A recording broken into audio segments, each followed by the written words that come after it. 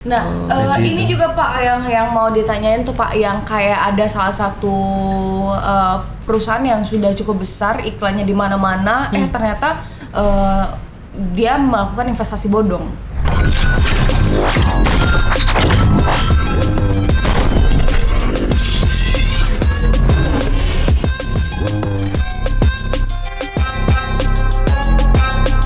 Di alam nyata ini kita udah disiapkan banyak sekali alternatif investasi. Betul. Ada, kita kalau punya uang bisa dititipkan di bank, ya. Bisa dibelikan emas, ya kan? Bisa dibelikan properti. Tapi ada juga yang usaha sendiri, bikin rumah makan Padang, rumah makan Pindang, itu kan investasi juga. Ya. Tapi ada juga yang nggak punya keahlian, sehingga uangnya dititipkan ke orang yang nawar-nawarin kan. Misalnya di Sumatera Selatan tuh kemarin ada yang jualan mukena. Ada apa kalau di IG itu istilahnya apa Bu Andes yang di IG itu yang suka nawar-nawarin di IG kan ada itu. Iya, benar. Nawarin, ada juga yang kemarin sempat nawarin ternak lele ya kan. Oh iya. Ada yang nawarin mengatasnamakan FEC, jadi jual beli. Online Oh shop. iya. Jual beli online, jadi kita beli barang ke Amerika, jual lagi ke Jual, Eropa, dia dapat komisi. Ya kan gitu kan? Benar. Betul. Nah, itu di dunia nyata ada seperti itu, dan itu ditawarkannya melalui dunia maya, melalui internet kan. Gitu. Jadi di internet dia membangun aplikasi. Kalau yang tadi jualan selendang tadi di IG ya kan. Sebagai apa itu kalau orang di IG itu? Reseller. Apa ya yang jadi bintang IG itu kan? Mentor Iya, Ambasador Iya. BI. Iya, gitu. Ambasador ya. Kemudian endorse itu. Endorse kan kita ketipu endorse kan gitu ya. Mengendorse. Sampai pejabat pemerintahan juga ikut Pejabat ya. pemerintahan juga ikut. Ini galak endorse, Pak. Agama. Perlu diperiksa deh, Pak. Agama juga, tokoh-tokoh agama. Betul. Nah Pak, merujuk ke dua hal yang sudah Bapak seperti contoh tadi FEC dan juga ternak lele yang memang itu menggemparkan dan angkanya fantastis ya Bu ya, Pak. Nah ini kan berarti banyak kasus-kasus yang seperti ini dan mereka itu sampai membuat acara yang besar dan itu kan pasti berani Pak. Betul. Nah ini di latar belakangnya apa? Kurangnya kepedulian atau memang kurangnya tindak tegas itu tidak terlalu berlaku gitu? Ya, kita hidup di negara Indonesia yang negara demokrasi, kebebasan berkumpul, berserikat, semuanya bebas. Kita masuk melarang orang ngumpul-ngumpul di hotel ya kan, ya gitu kan. Ya tentunya nggak ada yang dilarang itu ya. Cuman kalau ditanya apa motivasinya, yang kita lihat singkat, ya orang kepengen duitnya itu cepat memiliki hasil yang lebih. Serakah. Jadi ya kan, soalnya kalau kita depositokan ke bank hanya 3% setahun. Kita depositokan, kita nitip kita beli surat berharga negara itu 6% setahun, kurang kan gitu. Suku-suku gitu ya. Kalau orang yang serakah kan kalau hanya setahun 6% kurang kan, kecil sekali 6 tahun tuh. Ada orang yang nawarin 10% gitu ya, kenapa nggak diambil kan gitu. Berarti lalu pertanyaannya upaya apa yang dilakukan oleh OJK untuk pencegahan dan mendeteksi hal-hal itu? Jadi kalau hal-hal seperti ini itu ya kita tentunya nggak bisa melarang orang investasi ya kan, tapi kita mesti ada langkah bersama. Ya, bersama semua stakeholder ya. Tentunya bukan tugas OJK saja ya. Artinya harus pemerintah dan bersama OJK dan yang lain, termasuk hari ini oleh Kejaksaan. Makanya kami sangat langsung siap gitu kan. Karena ini sangat membantu tugas OJK dan tugas semua memberikan edukasi ke masyarakat mengenai risiko investasi ini. Iya kan Mbak ya, Pak Ari ya. Jadi karena kalau dari sisi kejaksaan pasti udah banyak kasus-kasus yang masuk, penipuan, ya kan gitu. Nah ini kan kalau dilihat akar masalahnya kan ya tadi itu masalah greedy atau pengen hasil yang lebih banyak. Iming-iming.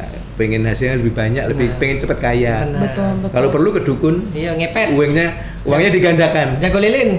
Ada kan? Iya. Ada bawa uang 1 juta bisa 1 miliar, ada dukun gitu. Iya, benar. Ini juga Pak, kalau siang intel, kalau malam noyol Pak.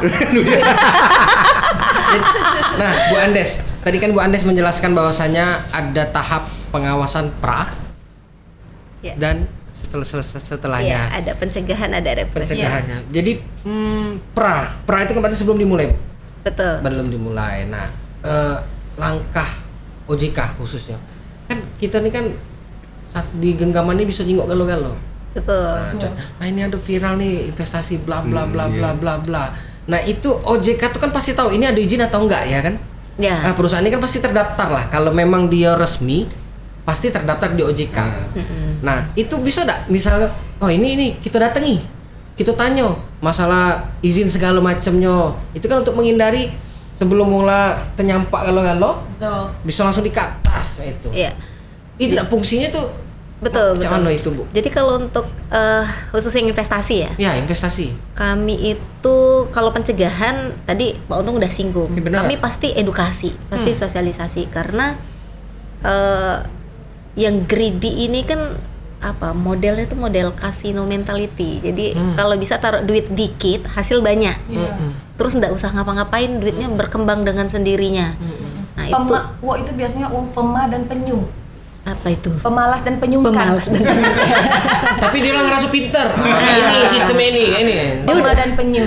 dia udah merasa bahwa saya taruh dikit ini pasti dapatnya banyak. Gue udah ngerasa orang pinter tadi kan. Nah jadi orang-orangnya, tapi sebenarnya mental yang demikian itu dipermudah dengan teknologi. Mudah dipasarkan, mudah juga diomongin siapapun. Penawaran juga lewat media sosial kan kita punya pribadi ya, siapapun bisa. Dan informasikan. Alasannya itu kebebasan berekspresi, bersuara gitu kan. Nah, kemudian itu juga menjadi sebenarnya menguntungkan, tapi di sisi lain itu juga jadi pisau bermata dua buat kita yang otoritas. Nah, dari edukasi itu kan ada yang online, kemudian ada yang secara langsung. Nah, biasanya kami kalau edukasi itu sama aja kayak pengaduan onsite.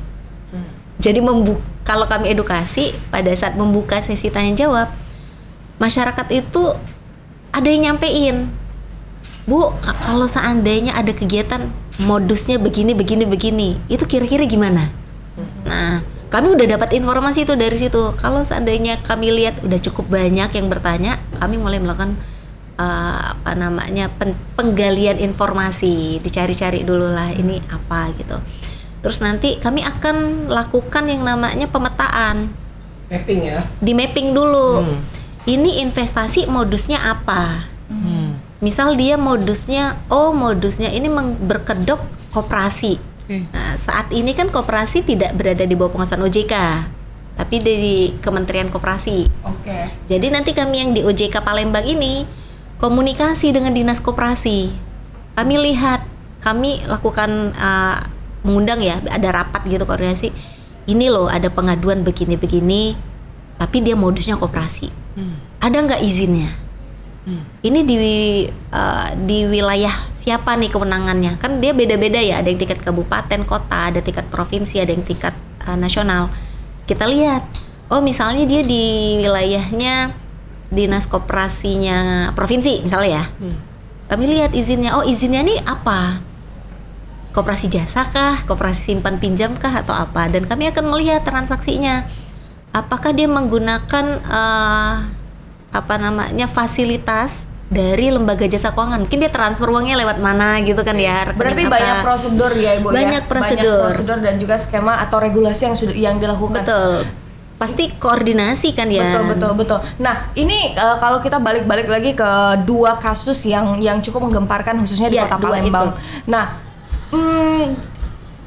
jadi berpikirnya gini, sebagai masyarakat awam, lalu emangnya harus viral dulu, harus dilihat,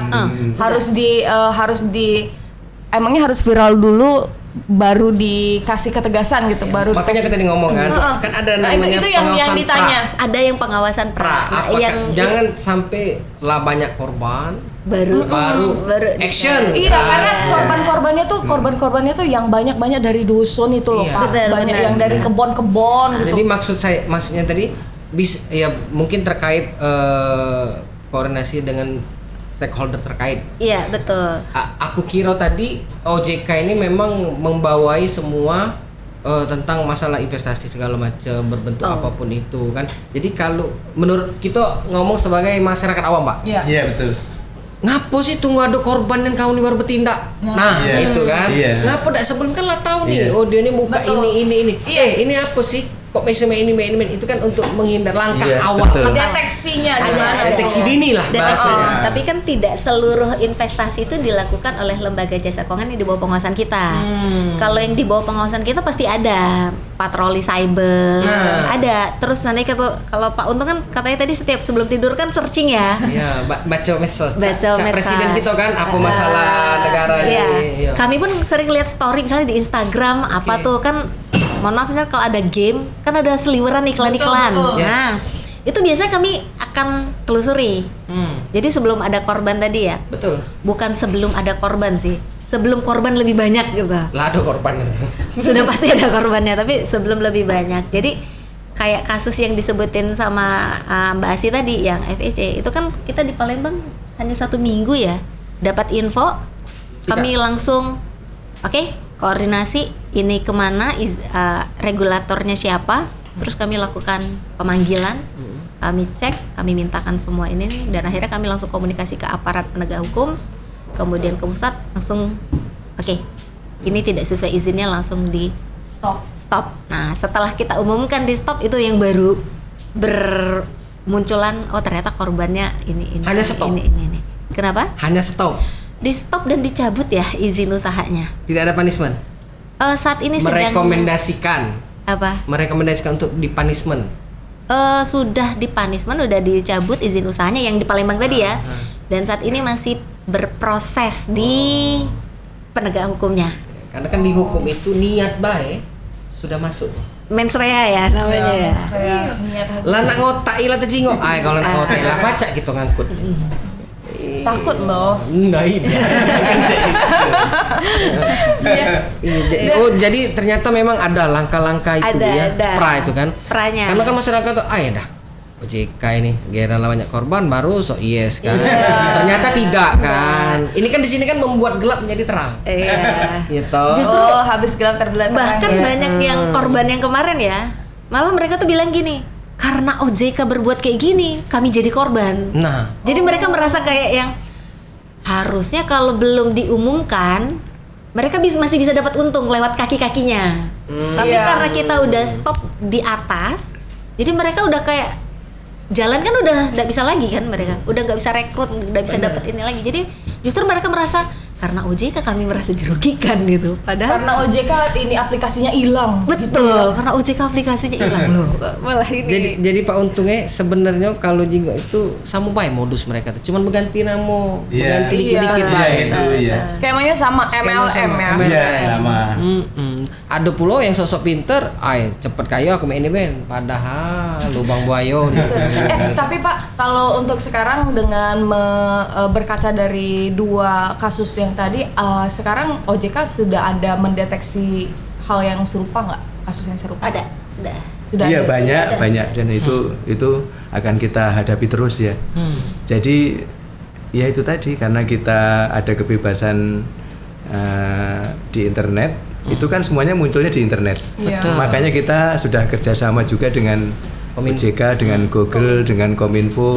Jadi Google itu sekarang tidak bisa lagi pasang aplikasi untuk di-download apabila menawarkan jasa investasi kalau belum ada izin OJK.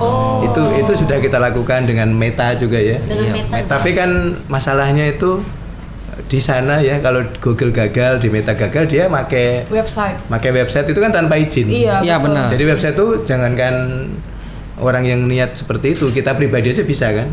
Bisa bikin website, kemudian menawarkan jasa. Benar.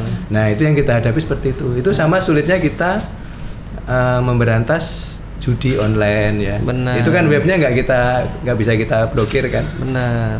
Slot itu, Pak. Ya, salah satunya itu ya. Kok tahu? Hal-hal yang negatif di internet tuh nggak bisa kita hentikan. Iya, betul. Nggak kita bisa hentikan, makanya kita bisanya itu ya edukasi ya, edukasi kemudian soalnya itu tadi internet kan nggak bisa kita hentikan. Benar. Karena banyak yang mau, Pak. Bisa, banyak Pak, dihentikan, pasarnya. Pak. Bisa dihentikan. Caranya? Kuota tidak kati. Oh iya benar. Kuotanya nggak kate ya. Enggak. Iya. Enggak kate, Pak, bukan enggak kate. Enggak ada. Enggak ada. Nggak ada. Iya. Enggak ada. Ini luar biasa sekali ya. Tak kate, tak. Enggak kate itu mboten enten, Pak. Mboten enten. Iya. Baik. Lek banyak bahasan kayak di artikel kalau di sini. Iya. Luar biasa ya. Berarti sekarang sudah ada yang kasus serupa yang lagi Udah ada. masa. Kami kan kalau pas waktu kemarin menelusuri kan kami ikutin link-linknya itu. Oh ternyata ada grup-grupnya melalui medsos, misalnya Facebook. Itu kan di Facebook kan mudah bikin grup tuh. Betul. Iya. Kita masuk di situ. Apa sih namanya Pak, market intelligence ya? Ya. Itu yang kita blokir kan udah ribuan. Udah ribuan. Iya. Jadi begitu kita patroli cyber kemudian ada indikasi untuk investasi legal, kita langsung kerjasama dengan Kominfo. Kementerian Informatika, langsung diblokir. Nah, Jadi ini itu. juga Pak yang mau ditanyain tuh Pak, yang kayak ada salah satu perusahaan yang sudah cukup besar, iklannya di mana-mana, ternyata dia melakukan investasi bodong, kayak Aku Laku ya Bu ya, Aku Laku atau apa sih yang Kalau itu sih pinjaman Online. pinjaman online yang berizin ya, Aku Laku Iya, ya.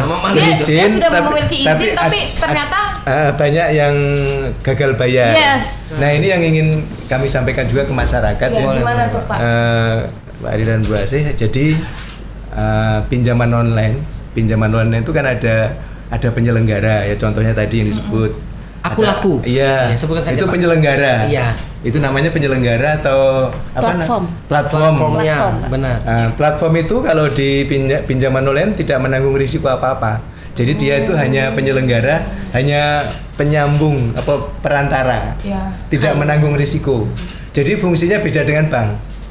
Kalau bank itu kan kita punya dana, kita titipkan dalam bentuk tabungan deposito, kemudian disalurkan dalam bentuk kredit.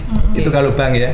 Kalau kreditnya macet, si punya deposito sama tabungan tetap bisa narik dananya kan, walaupun kreditnya macet. Ya. Nah karena bank itu menanggung risiko. Betul. Kalau bahasa kerennya itu executing agent. Executing agent. Ya kan?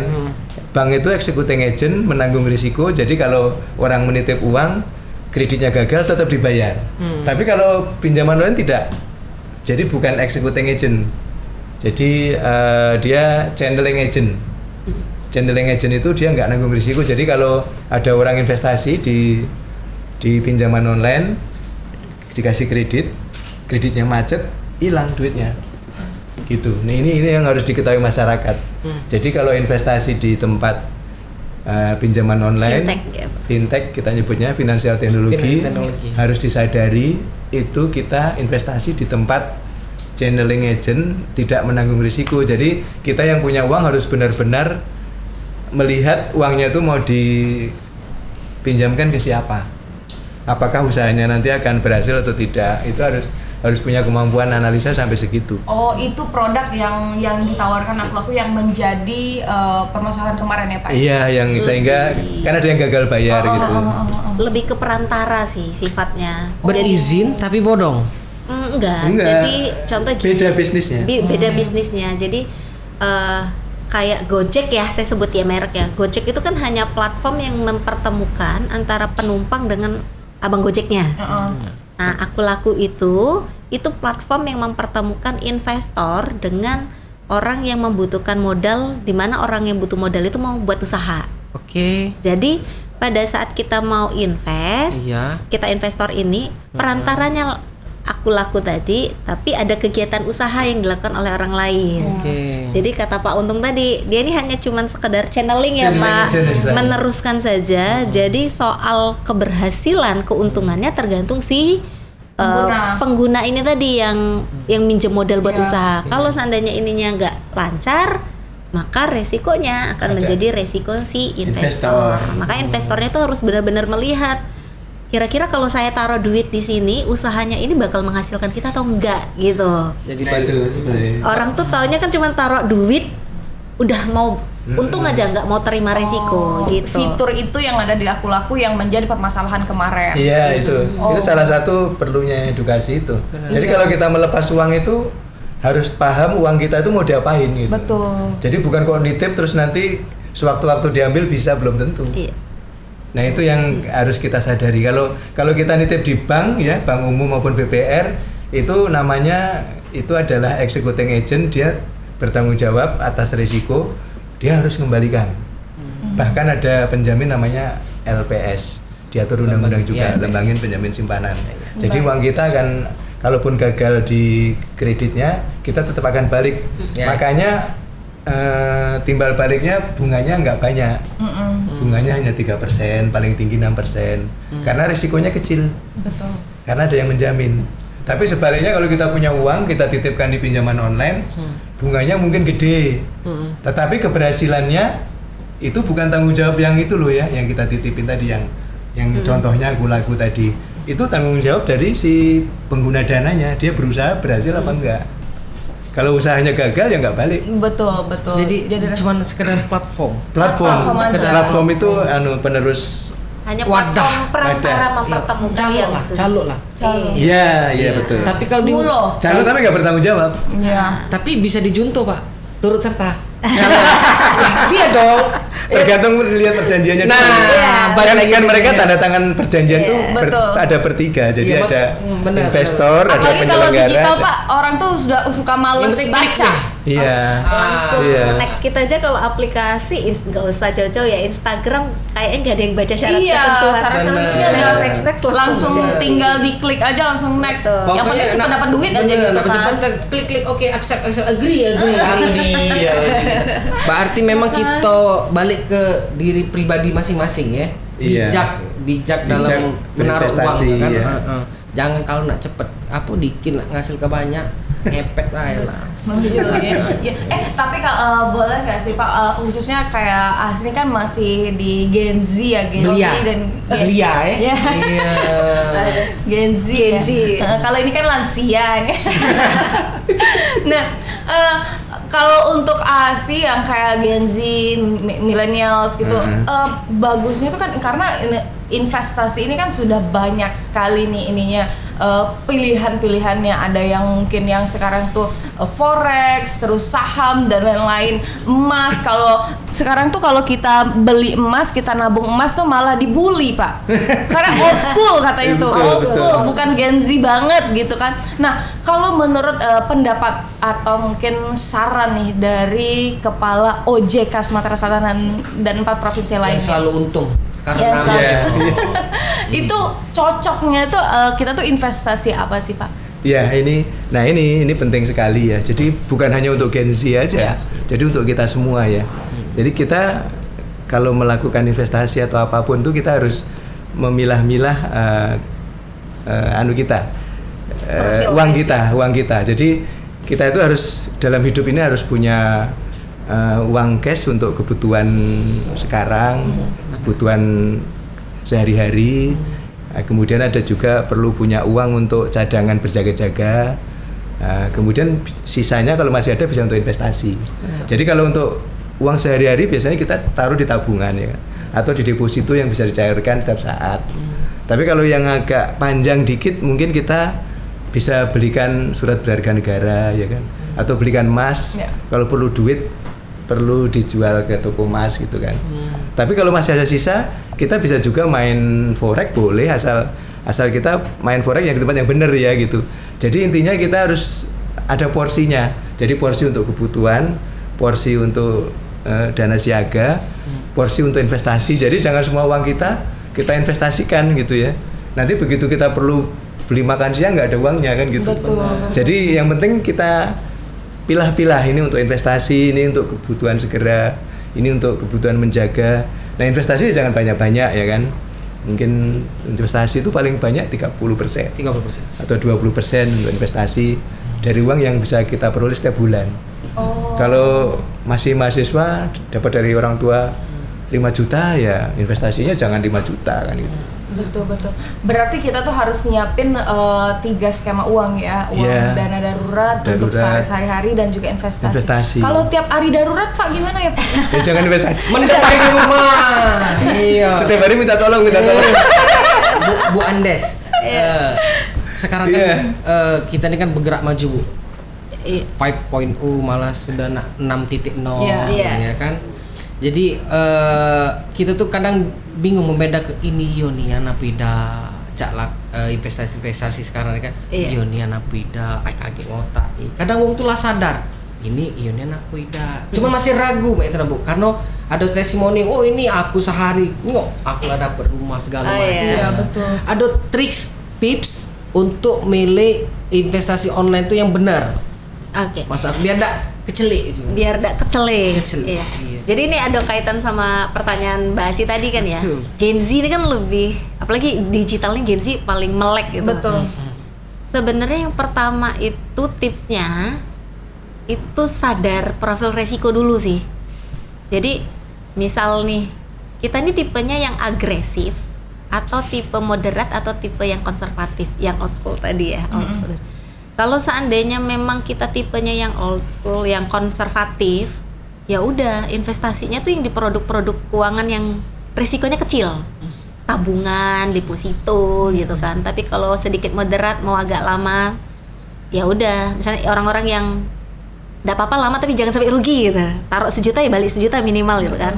Itu taruhnya yang di obligasi, boleh reksadananya pun masih reksadana pendapatan tetap. Tapi kalau tipenya yang memang saya mau dapat untungnya cepet, ya silahkan. Yang agresif ini main saham boleh, kripto boleh. Tapi sesuaikan ya profil resiko dan sesuai kantong gitu. Dan yang berikutnya setelah dia bisa mapping profil resikonya, dia lihat itu legal atau logis nggak. 2 itu aja, legal dan logis. Legal itu lihat izinnya, dia punya izin nggak? Produknya punya izin atau enggak? Orang yang nawarin punya izin atau enggak? Caranya ngeizinnya Bu? Ceknya di OJK. Berarti bisa WhatsApp aja langsung. Di kita kayak ada WhatsApp itu. Nah, nanti kita nanti tulis ya di deskripsi. Betul. Jadi ya kan Ari potong dulu Bu Kita kan banyak nih aplikasi-aplikasi di internet itu kan. Nah, tidak semua aplikasi ini kan bodong. Betul. Kasihan aplikasi yang memang benar. Memang benar kan? ya. Cak kata Bapak tadi kita boleh main reksadana tapi reksadana yang benar. Betul. Kita boleh main saham asal saham yang benar. Nah, sekarang nyari yang benar ini Bu. Yang legal ya, bukan yang benar ya, yang legal. Yang legal. Yang legal. Kalau cak kita di ini kan ada tulisan ini diawasi oleh OJK. Bla bla bla bla. Tapi kan kadang itu hanya sekedar tulisan. Ternyata bisa di-copy. Mana ada kami ngawasi dia, mana ada kan bisa ini. Masa dicatat. Ada enggak caranya bahwa nyingok dia ini benar memang dalam pengawasan OJK. Oke. Sebenarnya saya contohin ya. Oke, boleh. Kalau lewat legal tadi kan lewat kalau mau ngecek secara cepat itu bisa kita lewat WA ada. WA terus lewat telepon bisa. Tanya aja langsung. Di website juga ada daftarnya. Di website ada juga. Ada juga. Tapi simpelnya misal yang di bawah pengawasan OJK yang dia nawarin saham, maka produknya itu pasti belakangnya tuh ujungnya ada TBK. Oke, terbuka. Atau yang ngejualnya itu pasti yang namanya perusahaan sekuritas. Oke. Jadi nggak bisa PT XYZ udah selesai nggak? Hanya sekuritas. Yang dijual juga harus belakangnya tulisannya TBK. TBK sekuritas. Itu kalau yang saham kan investasi banyak ya. Betul. Pegadaian saat ini memang masih banyak. Khususnya Sumatera Selatan ya, hanya ada pegadaian yang punya pemerintah. Betul. Yang PT Pegadaian. Gadai swasta itu sampai saat ini kita duduk belum ada ya Pak? Ada Bu. Rentenir itu. Sebelah rumah kami. Jadi yang anak ke duit. Kalau gadai-gadai yang di pinggir jalan sampai dengan saat ini belum ada yang terdaftar di OJK. Jadi itu gadainya ilegal. Itu. Yang personal ya Bu ya. Betul. Menyelesaikan masalah dengan penuh masalah. Nah, itu dari sisi legalitas. Kemudian yang berikutnya lihat aja dari sisi logisnya. Ya, benar. Kira-kira kalau kita taruh duit dalam 1 hari, apakah udah bisa menjamin keuntungan? Kalau dia udah bisa langsung klaim ya, pasti untung. Nah udah selesai, itu tinggalkan. Nah, cuman masalahnya pakai Nugroho nggak? Pasti untung pakai Nugroho nggak? Masih cuan. Tinggalkan. Masih ditinggalkan. masalahnya masyarakat kita ini logisnya hilang ketika untung tuh berapa persen. Iya, karena yang dijual itu untung dulu. Apalagi kali ada BE-nya, nah saya 3 bulan mengikuti ini sudah terbeli anak itu hama-hana enggak tahu rupanya minyak. Tapi ini nggak kerasa Pak, udah 1 jam kita ngobrol. Iya. Boleh dong, tadi kan ini memang benar-benar kayak urusan fintech, terus investasi bodong dan lain-lain, itu memang yang paling mendasar itu adalah edukasi ke masyarakat yang harus tepat sasaran. Jadi jangan mereka salah memilih dan juga hanya diiming-imingi jadi mereka mau gitu. Nah, boleh dong Pak sedikit closing statement dari Pak Untung terlebih dahulu. Ya, terima kasih. Saya closingnya ya sekali lagi kita harus bisa memilah-milah pengelolaan uang kita ya. Jadi kalau kita punya uang itu harus dipikirkan berapa persen yang untuk investasi. Jangan semuanya untuk investasi ke satu hal yang kita belum yakin siapa penyelenggaranya gitu. Oke, penyelenggara. Ya, jadi kita harus kalau kita masih ragu, ya kita investasikan ada di lembaga keuangan yang sudah jelas, itu misalnya bank ya kan. Atau kita belikan surat berharga negara, itu kita membantu pembangunan negara, sekalian kita nitipkan uang, dan kalau surat berharga negara kan pasti dibayar oleh pemerintah. Itu juga sudah cukup tinggi bunganya. Ya, jangan dititipkan ke penyelenggara investasi yang kita nggak yakin.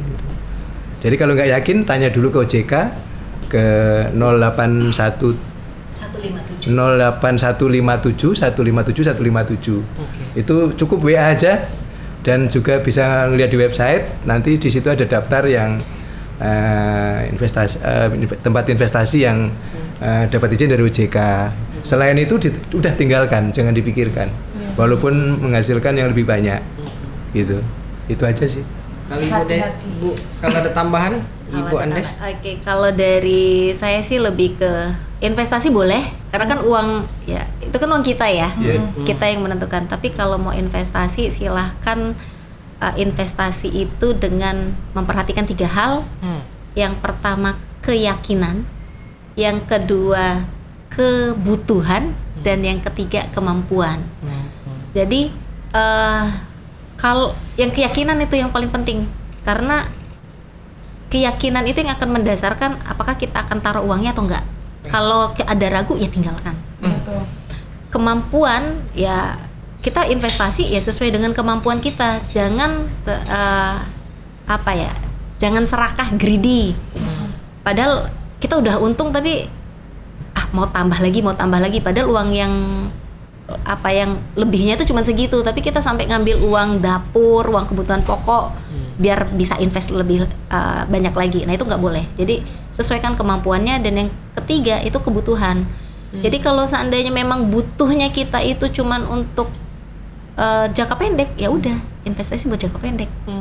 Kalau seandainya butuhnya itu buat nanti, untuk anak sekolah, untuk tabungan pendidikan gitu kan ya udah berarti jangka panjang. Uangnya jangan diambil dalam jangka waktu pendek. Jadi 3 hal itu silakan investasi, tapi sesuaikan dengan keyakinan, kemampuan, dan kebutuhan. Wah, oke. Berarti tetap harus hati-hati ya Bu ya.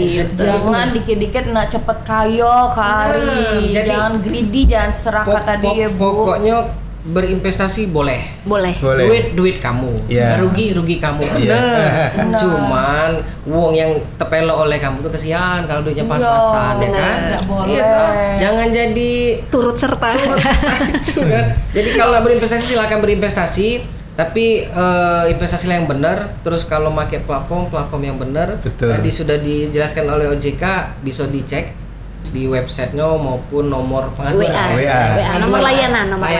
Jadi biar kita tidak salah naruh duit lasaro kan dapatnya tiba-tiba ditipu, malah kalau mau itu. Betul. Gitu. Jadi tetap harus hati-hati. Kalau dia omong itu penipuan, jangan nekak bantah. Ida, aku dapat duit cepet itu ya, jangan. Ngerasa pinter kan, padahal lagi diloloi. Itulah. Aduh. Pokoknya miliki cukup keberanian untuk memulai dan cukup hati untuk menyelesaikan. Wow. Kan yakin pakai hati. Selesaikan semua masalah di kejaksaan. Podcast. Podcast. Pokoknya jangan tergiur dengan iming-iming yang 20%, 30%. Nak kayu tak kati yang cepet. Betul, selain korupsi dan nipu. Betul. Iya kan Pak ya. Iya. Nah, terima kasih Bapak untuk Makasih, sudah ya. hadir. Terima kasih Ibu, Makasih juga. Ibu Anda sudah hadir, sudah berbagi informasi bersama kami, bersama dulur-dulur Iwa dan juga pemirsa Pal TV yang sudah nonton. Terima kasih juga. Dan tentunya tetap berhati-hati dalam berinvestasi, jangan termakan iming-iming dan buayan ya, janji-janji palsu. Apa sekarang kita apalagi kita sekarang tuh lagi banyak menerima janji-janji palsu ya. iya, karena yang manis itu bahaya. Wow. Cak kopi pahit tapi menyehatkan. Oh iya benar. Jamu menyehatkan ya. Yang manis itu berubah nggak kolesterol, diabetes segala macam.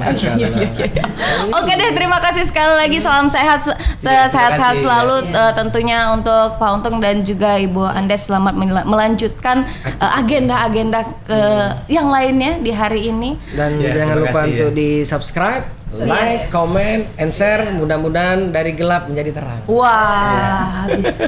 Oke deh, terima kasih. Saya Asep Firmanda. Saya Ari. Assalamualaikum warahmatullahi wabarakatuh. Bye-bye.